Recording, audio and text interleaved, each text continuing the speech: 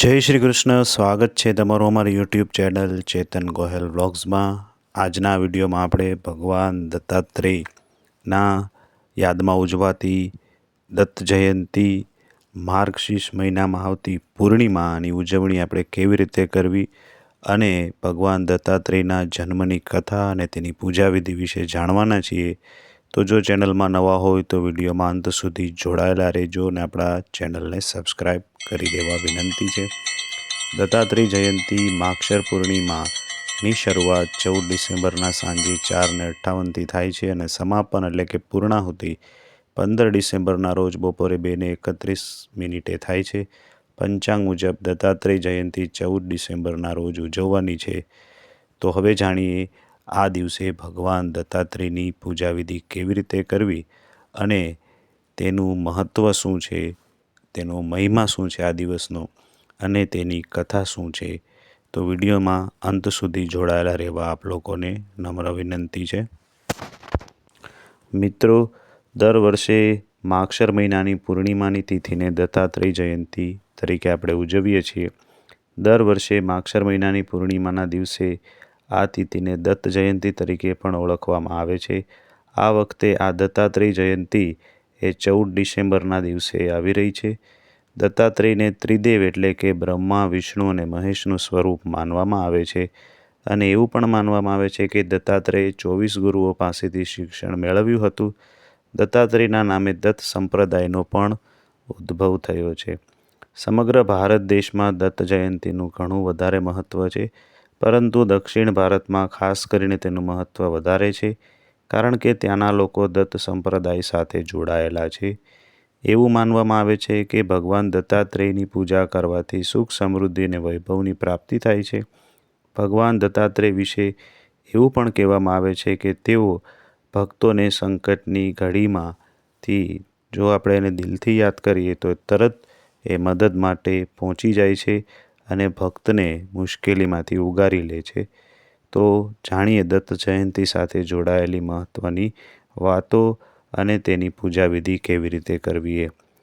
તો દત્ત જયંતિના દિવસે સવારે વહેલા ઉઠી સ્નાન કરવાનું છે, ત્યારબાદ સ્વચ્છ વસ્ત્ર પહેરવાના છે અને પૂજા સ્થાનને આપણે સાફ કરીએ. ત્યાં ગંગાજળથી છંટકાવ કરી અને સ્થાનને પવિત્ર બનાવીએ. પછી એક સ્વચ્છ કપડું રાખી ભગવાન દત્તાત્રેયની મૂર્તિ અથવા તો ચિત્ર સ્થાપિત કરી શકાય. અને આ જો ન હોય આપણી પાસે તો ભગવાન વિષ્ણુની મૂર્તિ અથવા તેનું ચિત્ર અથવા તો ફોટોગ્રાફની સ્થાપના કરી શકાય. કારણ કે એવું માનવામાં આવે છે કે દત્તાત્રેય ભગવાન એ ભગવાન વિષ્ણુનું જ સ્વરૂપ છે. એટલે આપણી પાસે જો ભગવાન દત્તાત્રેયની છબી હોય તો એ રાખીએ અથવા તો ભગવાન વિષ્ણુની છબી પણ આપણે રાખી શકીએ છીએ.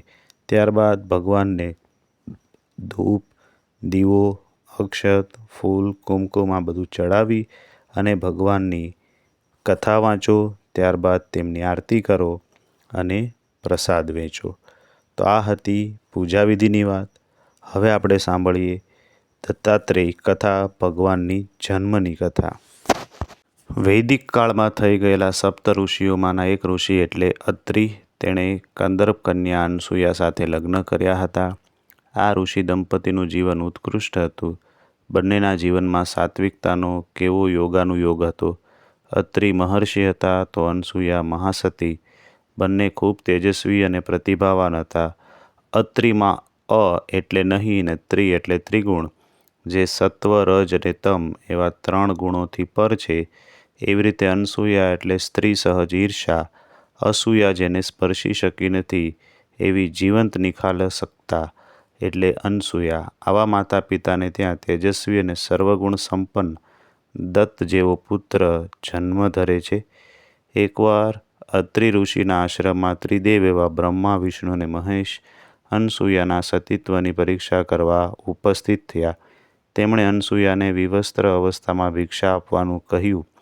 મહાસતી માટે આ કામ મુશ્કેલ હતું, પરંતુ તેમણે પ્રભુ સ્મરણ તેમજ પોતાના તપના પ્રભાવથી એ ત્રિદેવને બાળકો બનાવી દીધા અને ભિક્ષા આપી તેમને સંતુષ્ટ કર્યા. ત્રણેય દેવો અનસૂયાના માતૃરૂપને મનોમન વંદી રહ્યા. તેમણે મહાસતી અનસૂયાની કુખે જન્મ ધારણ કરવાની મનીષા વ્યક્ત કરી. આ બ્રહ્મા, વિષ્ણુ અને મહેશના અવતાર રૂપે જન્મેલ બાળક તે દત્તાત્રેય એટલે કે દત્ત ભગવાન. મહર્ષિ અત્રિએ પણ પ્રાર્થના કરતા કહેલું, હે પ્રભુ, તું મને એવું સંતાન આપ જેમાં સર્જન કરનાર બ્રહ્માની, પાલન કરનાર વિષ્ણુની અને વિસર્જન કરનાર શિવની શક્તિના ગુણો હોય. સમયાંતરે પ્રભુએ તેમને એવો જ પુત્ર આપ્યો, તેનું નામ દત્ત, જે અત્રિ ઋષિના ગુણસંપન્ન સંતાન તરીકે આત્રેય કહેવાયો. આમ તેમનું દત્તાત્રેય એવું નામાભિધાન થયું. પ્રતિવર્ષ માગશર સુદ 14 તેમની જન્મજયંતિ તરીકે ખૂબ ભક્તિભાવથી ઉજવાય છે. ભગવાન દત્તાત્રેયના હાથમાં સર્જક દેવ બ્રહ્માના કમંડળ અને માળા છે. કમંડળમાં રહેલું પાણી આપણું જીવન છે. આપણું જીવન તથા પ્રત્યેક સર્જન પ્રાણવાન હોવું જોઈએ. જીવનને પ્રાણવાન બનાવવા માટે ભક્તિ જોઈએ. આમ માળા એ પ્રભુની ભક્તિનું પ્રતીક છે. દત્તાત્રેયના હાથમાં પાલક દેવ વિષ્ણુ પ્રદત્ત શંખ અને ચક્ર છે, જેનો ભાવાર્થ એ છે કે શંખની જેમ તેજસ્વી વિચારોનો ઉદ્દેશ કરી તેમને ચક્રની જેમ દુનિયામાં ફરતા કરવામાં આવે છે, તો તેનાથી આ જગતને શ્રેયનો માર્ગ મળે છે. તેમના હાથમાં શિવનું ત્રિશૂળ અને ડમરું પણ છે, એટલે જીવનમાં સંહાર પણ છે અને સંગીત પણ. જીવનમાંથી જીર્ણતા સર્જાય, જો દૂર થાય તો નવસર્જનનું સંગીત રેલાય. ભગવાન દત્તાત્રેયને જે તત્વોમાંથી શિક્ષા મળી છે તે સર્વને તેમણે ગુરુપદે સ્થાપ્યા છે. એવું કહેવાય છે કે તેમના 24 ગુરુઓ હતા, જેમાં પૃથ્વી, વાયુ, આકાશ, જળ, અગ્નિ, સાગર, સૂર્ય, ચંદ્ર, હાથ, શ્વાન, અજગર, હરણ, ભમરો, પતંગિયું, મધમાખી, બગલો, ગીધ, કબૂતર, કોયલ, બાળક તથા કન્યાનો સમાવેશ થાય છે. આ વિવિધ ગુરુઓ દ્વારા તેમને જીવનમાં ક્ષમા, અનાસક્તિ, તેજસ્વીતા, પ્રસન્નતા, ગંભીરતા, અપરિગ્રહ, સમદ્રષ્ટિ, સમર્પણ ભાવના, ત્યાગ, સ્વાવલંબન તેમજ મધુર વાણીની શિક્ષા મળી હતી. તેમના જીવનમાંથી આપણને એ પ્રેરણા મળે છે કે જ્યાંથી કંઈ શીખવાનું મળે તેનું સન્માન કરો, જીવનમાં સદ્જ્ઞાન ગ્રહણ કરો અને જીવનને સદાચરણથી સાર્થક બનાવો. ભગવાન દત્તાત્રેયને તેમની જન્મ જયંતિ પર આપણે સાદર અનંત પ્રણામ કરીએ.